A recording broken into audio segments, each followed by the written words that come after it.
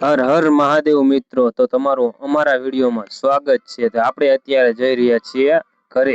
તે ઘરે જઈ રહ્યા છીએ, એમાં આઈટીઆઈ વાળો માર્ગ છે। એમાં તમે જોઈ શકો છો કેટલું પાણી છે। વાડી વાળો રસ્તો છે, કેટલું પાણી છે। બધા ટ્રેક્ટરના ટાયર બુડી જાય છે, એટલું તો પાણી છે। અને આ બધું પાણી કેનું છે એ તમને ખબર હશે।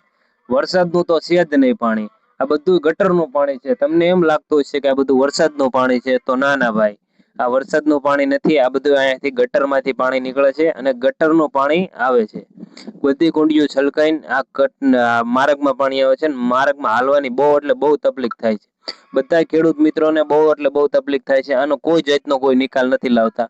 તમે જોઈ શકો છો કે આ કુંડી છે, આ કુંડીમાંથી પાણી નીકળે છે। હવે આનો કોઈ નિકાલ છે નહીં, આને શું કરવું એ ખબર નહીં, પણ ત્રણે ત્રણ ઋતુમાં આવડું આ પાણી નડવાનું ગટરનું।